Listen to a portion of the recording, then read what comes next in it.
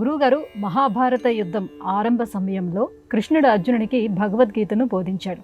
కృష్ణుడు అర్జునునికి బోధించాడు కాబట్టి కృష్ణగీత అనకుండా భగవద్గీత అని ఎందుకన్నారు? నేను భగవంతుడిని అంటూ మానవాళికి తనను తాను ప్రకటింపజేసుకొని భగవద్విభూతిని సూచించి మాహాత్మ్యములు చేసి నీతిని న్యాయాన్ని బోధించిన కారణం చేత పరమాత్ముడు బోధించిన ప్రతి పదం కూడా భగవద్గీతగా మారింది.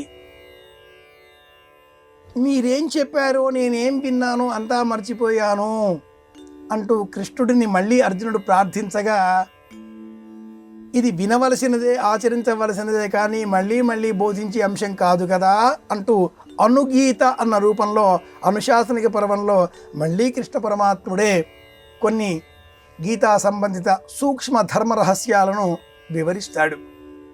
భారతీయ వాంగ్మయంలో ఇటువంటి గీతలు 21 ఉన్నాయి. ఉద్ధవ గీత, గోపికా గీతలు, ఇవి కూడా కృష్ణ పరమాత్ముడు బోధించినవే.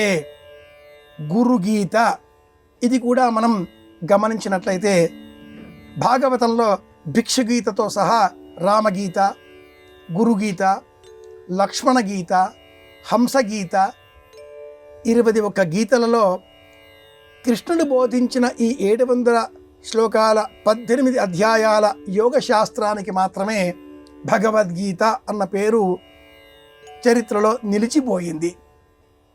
ఇతర గీతలలో లేని అంశాలన్నీ కూడా ఈ భగవద్విభూతి సంబంధితమైన భగవద్గీతలో ఉన్నాయి.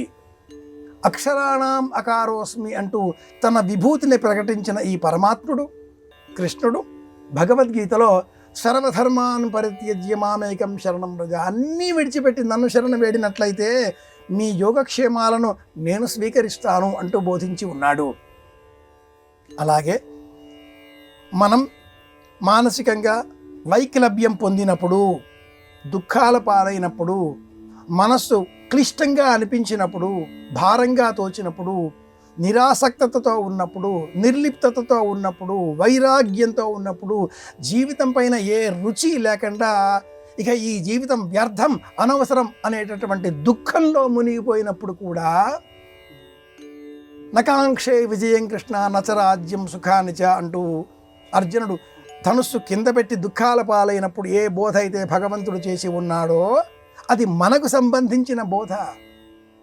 స్వధర్మే నిధనం శ్రేయ, నీ ధర్మాన్ని నీవు చెయ్యి, ఇది మనకు బోధిస్తుంది. కనుక కేవలం అర్జునుడికి మాత్రమే పరిమితం కాని కారణం చేత 21 గీతలలో ఈ ఒక్కదానికి మాత్రమే భగవద్గీత అనే మాట లోకంలో స్థిరపడింది.